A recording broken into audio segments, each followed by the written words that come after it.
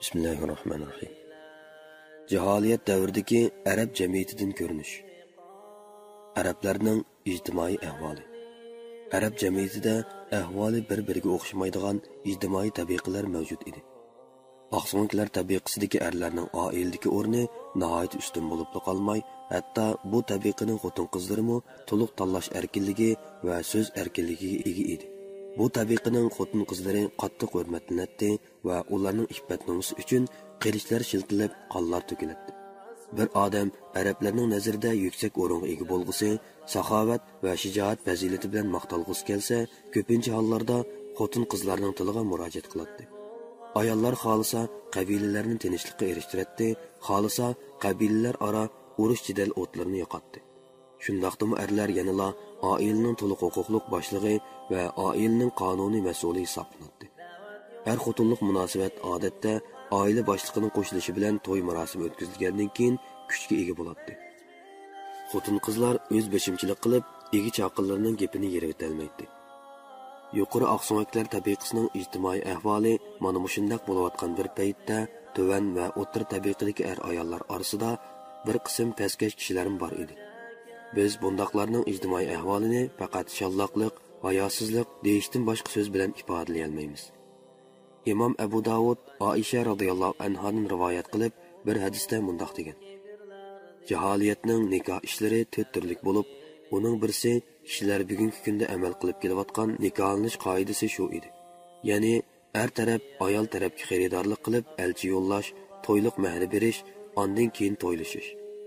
Yana bir xil nikohlanish odati orada er-xotinlik munosabati bor bo'lgan bir jup er-xotinning eri xotini hayzdan pok bo'lganda uningga paloni erga xotin bo'lib, uning urug'ini olgin deydi va xotini palondan nomildor bo'lguncha yaqindorchilik qilmaydi va bir joyda yotmaydi.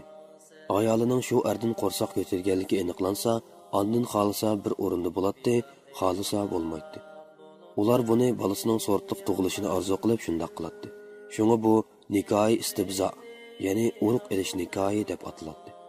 Uchinchi bir xili bir qancha er jam bo'lib, birli vaqtda bir xotin bilan birga bo'ladi. Bu xotin qo'rsoq ko'tarib tuqqandan keyin bir qancha kunni o'tkazib o'tib, shu erlarning hammasiga odam avatib yig'atdi. Hech qaysisining kelmaslikka haddi emas edi. Ular jam bo'lgandan keyin ayol o'zi rozi bo'ladigan birisining nomini atab, "Mana qilgan ishinglar hammanglarga ayon. Men tug'dim. Paloni, bala seninki" deydi. Shuning bilan bala shu erga mansub bo'ladi. To'rtinchi bir xili nurg'un kishilar to'plashib bir xotin bilan birga bo'ladi. U xotinmo qarshilik bildirmaydi. Bular asosan fohish xotinlar bo'lib, ular erlarning tepib kelishiga qulay bo'lsin uchun eshik derazalarining ustiga bayroq chiqarib qo'yadi. Bunda xotinlar qo'rsoq ko'tarib tursa, elqi erlar hammasi jam bo'lib, qopiykash chaqiradi. Ondan keyin bu haromdan bo'lgan balani ashu qopiykash faraz qilib bekitgan odamga mansub qiladi va shuning balasi bo'lib qoladi. Allah Muhammad sallallohu alayhi va sallamni payg'ambar qilib avatib, jaholiyat aholisining ashundoq noto'g'ri nikohlanish, shahvat ado qilish qilmishlarini cheklab, bugungi islomdan yo'l qo'ygan adil nikoh tuzumini o'rnatdi degan. Arablarda yana er-xotin munosabatini qilishning bislari va nayzlarning tig'lari o'rnatadigan ahvollarim bor edi. Bu asosan qabilalar aro yuz bergan urushlarda g'olib taraf mag'lub tarafning xotin-qizlarini asirga olib, uni xotin qilishdan kelib chiqqan nikoh munosabati bo'lib, bu xotinlardan dunyoga kelgan bolalarning peshonasidan nomus silisi umr voyat saqlamaydi.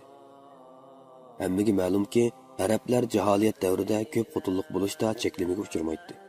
Shunga ularda bir hamshira och-singillarni bir nikohda jamlaydigan ishlarmi bor edi. Otasi nikohga elib qo'yayotgan yoki otasidan tul qolgan o'gay onalarni uyalmasdan xotin qiladi. Erlardagi taloq, ayrilish huquqimi cheklamaga uchirmaydi. Qisqasi, zinoxo'rlikdan iborat bu pastkash har qaysi tabiqalarda umumlashib ketgan edi. Biz bu fohishvozlik va pastkash qiliqlardan saskindigan ayrim tegi pokiz ayollardan boshqa hech qaysisi bir tabiqa va bir sinfni bu razillikka tushib qolmagan deb istisno qila olmaymiz. Har holda o'r ayollarning ahvoli dedaklarnikidan ko'p yaxshi edi.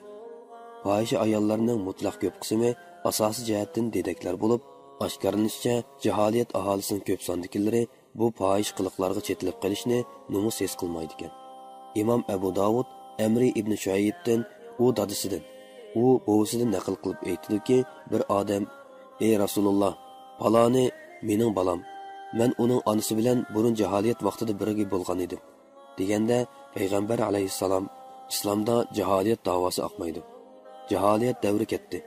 Bala to'shak egisining, zinaxo'r tosh kesak qilinadi deb javob bergan. Sa'd ibn Abu Waqqas radhiyallohu anhu bilan Abdi ibn Zami'ning dedikidan bo'lgan o'g'li to'g'risidagi jidal mojrosining tafsiloti hammaga ayon. Jaholiyatda yana ota-bolalar munosabatimi ko'p xil edi. Ularning ba'zilari bolalarini oldimizda yo'rg'ilgan umoq bolamiz, yer yuziga ajrab tushgan jigar parimiz deb e'tiborlasa, yana ba'zilari qizlarning nomus keltirishidan va ko'p chiqimdor qilishidan qo'rqib, ularni tirik holatda ko'miyotganlari, yo'qsullik va namratlikdan qo'rqib, bolalarini kichik holatda ko'miyotganlarimi bor edi. Bu haqda Qur'oni Karimning Sura An'am 151-oyat, Sura Nahl 58-59 oyat va Sura Bani Isroil 31-oyatlarda aniq bayonlar bor. Lekin buni jamiyatda umumlashgan odat deb kesib aytolmaymiz. Chunki ular dushmanni mudofialanish uchun o'g'il farzandga hammadan bak ehtiyojli xalq edi. Ammo ularning qarindoshlar aro munosabati, tog'ining bolalari bilan bo'lgan munosabati, o'z jamiyat ichidagi urug' tuqqanchilik munosabati intayin mustahkam va quyuq edi. Ular intayin qabilavoz bo'lib, o'z qabilasi uchun o'lib tiriladi. Bir qabila ichida ustunlikni egallagan birlik ruhiga tarafvozlik ruhi qo'shilib, ijtimoiy tartibning asosi urug'doshlik va urug' tuqqanchilik ta'assubiyati ustiga qurilgan edi. Ular qarindishing zolim bo'lsin yoki zulmga uchursin, o'xshashli yordam berishing kerak degan maqol tamsilning ko'rsatmasi bo'yicha ish ko'radi. Islom dini barliqqa kelgandan keyin bu tamsilning zolimga yordam berish degan uqumini zulm selishdan to'sish deganga o'zgartdi. Ammo tamsilni butunlay yo'qqa chiqarmadi. Huquq mansab raqobati ko'p hollarda bir otaning naslidan ko'payib shoxlagan qabilalar aro urush majroni keltirib chiqaradi. Aviz Xazraj, Abbas Zabiyon va Bakri Tag'lib qatorliq qabilalar orasida yuz bergan qonliq to'qinishlar buning jonliq misolidir. Ammo urug'doshlik munosabati bo'lmagan qabilalarning munosabati butunlay uzilgan edi. Ularning asosiy kuchi urushga sarf qilinadi. Biroq diniy jihatdagi ba'zi o'rtaq an'ana va urf-odatlarga hurmatsizlik qilib selishdan qo'rqish va g'oyibona ayminish ularning qilish nayzalarining besini yondirib, jidal majra o'tlarini o'chiratdi. Ba'zida do'stlik o'rnatish, ittifoq tuzish va rayon tavalligi qatorliq omillarmi qarshilashayotgan qabilalarni birlashtirib qo'yadi. Bo'libmi, haram oylari ularning hayotini saqlab qolishi va turmushni qamdab olishiga cho'ng fursat yaratib bergan edi. Gapning xulosasi, arablarning ijtimoiy ahvoli intayin qaloq, tuvan darajada bo'lib, jaholiyat tumonlari besib ketgan edi. Xurofat uchun maydon keng hozirlangan, bid'at, xurofat va ozg'un fikr qarashlar erkin parvoz qilmoqda. Odamlar hayvon kabi yashaydi. Ayollar mol-matoning o'rnida elib setiladi. Butun bir millat o'rtasidagi o'zaro birlik rishtasi butunlay uzilgan bo'lib, bor deyilgan hukumatlarning barliq asyodi fuqarolarni bo'lib, o'z cho'ntigini to'ldirish yoki qarshi raqiblarga urush qo'zg'ash g'amida tipirlash edi. Arablarning iqtisodiy ahvoli ijtimoiy ahvolidan jiq farqlanmaydi. Biz ularning turmush odatiga nazar soladigan bo'lsak, bu nihoyat aniq oydinlashadi. Alayli tijorat ularning hayotlik lozimatliklariga erishishning birdan-bir yo'li edi. Tijorat safari degan odatda vaziyat muqim, jamiyat tinch bo'lgandila ondan rivoj topadi. Ammo bundaq tinch ittifoq bo'lgan siyosiy vaziyat Arab yarim orolida harom oylarning boshqasida hargiz topilmaydi. Arablarning Ukaz, Zulmajoz va Majinna qatorliq mashhur bozorlari dal mushu oylarda o'tkaziladi. Ammo qo'l hunarvanchilikni olsak, Arablar sanoatdan eng yiroq millat edi. Arablarda bor deyilgan sanoatning bor yo'qi faqat qo'l to'qimachilik va teri xurum ashlash va gazolar edi xolos. Qo'l hunarvanchilikning ko'p qismi Yaman va Hira aholilarida, shuningdek Shamga yaqin joylardagi xalqlarda topiladi. Orolning ichki qismida faqat dehqonchilik, bog'vanchilik va chorvachilikqa tayinladi. Arab ayollari bo'lsa, yeb egirish bilan shug'ullanadi. Lekin bu ayollar ming jafoda egirib to'qigan yeb matolari harbiy hozirlikqa yetmaydi. Namratlik va och-yalang'ochchilik jamiyatda umumyuzlik baloyi ofatga aylangan edi. İctimai axloq. Jaholiyat arablarda sog'lom aql va pok vijdon ravo ko'rmaydigan nachar va razil ishlarning borligini inkor qilmaymiz. Lekin ularda kishini o'ziga jalb qiladigan, hayron qoldiradigan va ulga elishga arziydigan ajoyib esil axloqlar bor edi. Birinchi, saxovat. Arablar kengqo'llikda beslishatdi va xayr saxovat bilan faxrlanadi. Ularning saxovat bilan maqtanish va saxiylarga madhiya o'qish uchun ijod qilgan she'rlari arab she'rlarining yerini egallaydi. Ularning bir-birining uyiga qahraton so'g'uq va ocharchilik kunlarda ushtumtut bir mehmon tushib qolsa, sohibxonning uyida faqat o'zining va oilasining jon tomir bo'lgan birli tugisi bor bo'lsa, shu on uni saxovat ruhi birli harakatlantiradi-da, u ikkilanmasdan yilqi tugini so'yib mehmonga ziyofat beradi. Ulardagi oliyjanob fazilatlardan biri shuki, ular haddi hisobsiz ig'ir diyat va iqtisodiy yuklarni ustiga elishga rozi ediki, qon to'kilish va bir insonning jonining nohaq zoya bo'lib ketishiga sukut qilib turmaydi. Ular o'zlarining bu ishlari orqali qarshi tarafning amaldor boshliqlariga faxri tafog'ur qilishadi. Ularning sehi keng qo'lliq xislatlaridan biri ular aroq sharob ichish bilan maqtanadi.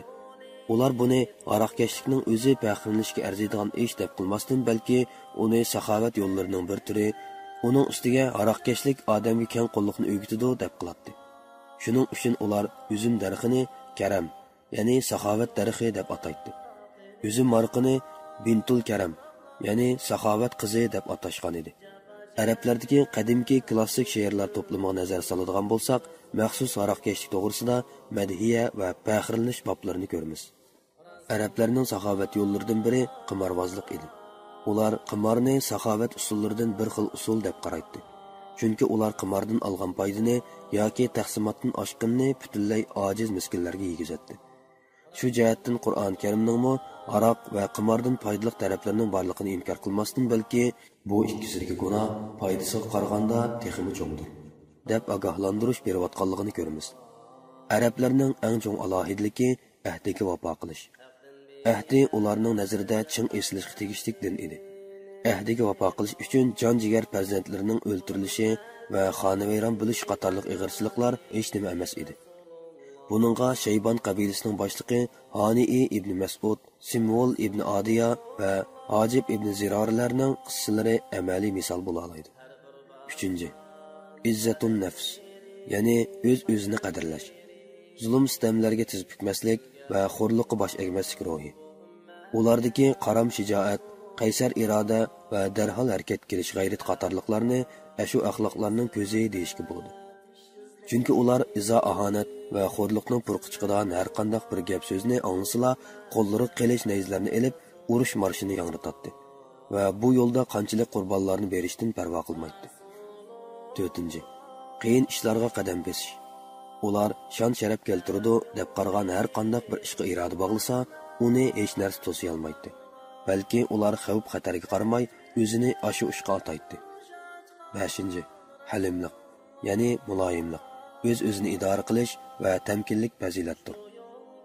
Ular bu axloqlar bilan maqtansimi, biroq ulardagi qaram shijoat va jangovarlik qaysarona ruhi o'z-o'zini qadrlash ruhini oshirib o'tgan edi. 6. Sahrolik xos soddilik, shahar madaniyatining kirdog'lari va hiylagar nayronvozliklari bilan bulg'anmaslik. Ularning tabiatidagi samimiy, sadoqatmanlik, omonatga vafo qilish va aldamchilik, makkorlikdan nafratlanish qatorliq oliyjanob fazilatlar shu axloqlarning jumlasidandir. Biz bu qimmatli esil axloqlar Arab yarim orolining butun dunyoga selishtirgandagi muhim jo'grafiyalik joylashish alohidligi bilan qo'shganda, ularning bosh elchilik yukini va insoniyat millatlarga va insoniyat jamiyatiga rahbarlik qilish vazifasini ustiga olishga tanlanganligining birdan-bir sabab bo'lgan bo'lishi mumkin deyishga haqliqmiz. Chunki bu axloqlarning qismanlari qarmoqqa yomonlikqa elib boradigandak va ig'ir oqibatlarni keltiradigandak ko'rinsimi, lekin u ozroq isloh qilinsila insoniyat jamiyatiga zo'r manfaat elib keladigan bebaho go'harlardir. Mana bu islohotni islom dini haqiqiy ravishda elib bordi. Biz buningdan inson ruhidagi yaxshi yomon taraflarga Allohga bog'langan bir e'tiqod yetakchilik qilmasa, u yaxshi taraflarning uzil-kesil yaxshi bo'la olmay, nisbiy o'zgarishdan xarakter elib kelganligini ko'ra olamiz. Arablardagi esil axloqlar ichida va'daga vafo qilishdan qolsa, eng qimmatlik va foydasi eng zo'r bo'lgani o'z qadr qimmatini bilish, xatarlik ishlarga jur'at qilish, ko'taranki ruhliq bo'lish vaziyati bo'lsa kerak. Chunki yomon illat va yomon ishlarni cheklash va adil tartib o'rnatish dal mushundoq qat'iy iroda, keskin qaysaron ruh bilan vujudga chiqadi albatta. Arablarning yuqorida biz tilga ilib o'tganimizdan boshqa yana nurg'un go'zal axloq fazilatlari bor.